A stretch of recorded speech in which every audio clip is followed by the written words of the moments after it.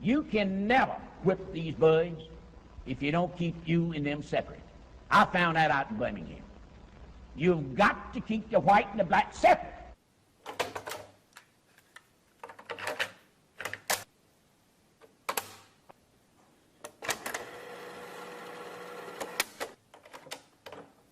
There is a basic racism in this country, which exists. And it's contrary to some of our basic concepts as expressed in the Constitution, the Bill of Rights, and other documents. In these documents, we find that there is a contradiction. Some of those people who express the strong position, a strong position on the Constitution, the Bill of Rights, will be some of those who are prone to express themselves forcefully on discrimination, and to try to justify this by twisting the concepts of the Constitution.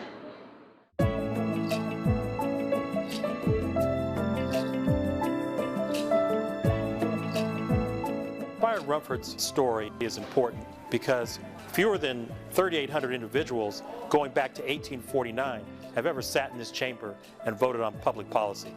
Byron Rumford was one of those individuals. How, coming out of the South, could a black man living in a city where that was white, except our basic community, expect to get elected?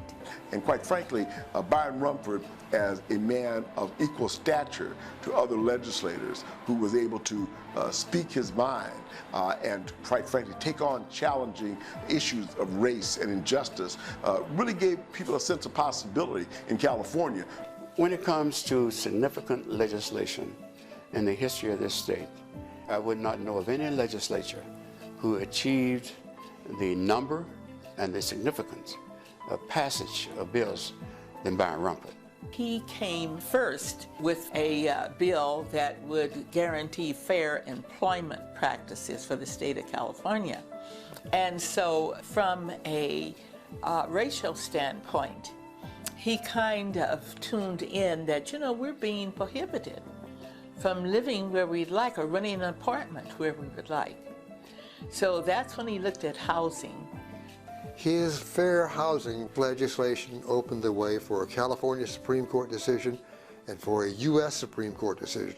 And that U.S. Supreme Court decision, of course, was valid in all other states, in addition to California, everywhere. My dad grew up in Phoenix, Arizona, went to an all-black high school, and as he was in high school, he worked in a pharmacy. And that's when he got interested in the drugstore business.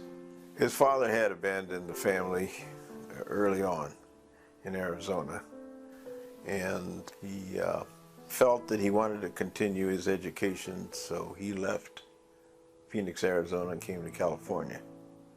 And he came to Sacramento, went to Sacramento to go to junior college, but he had to pay for it by working on the railroads.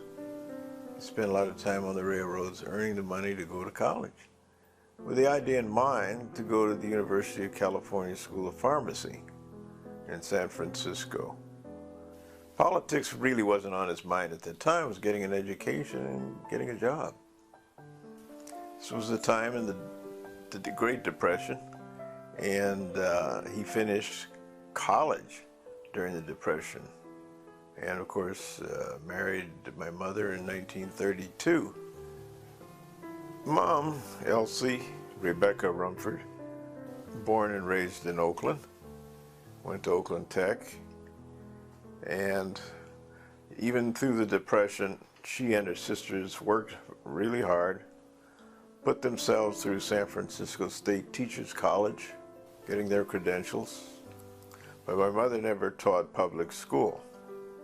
In the 1930s, after he graduated from pharmacy school, he had to take a test for a state license.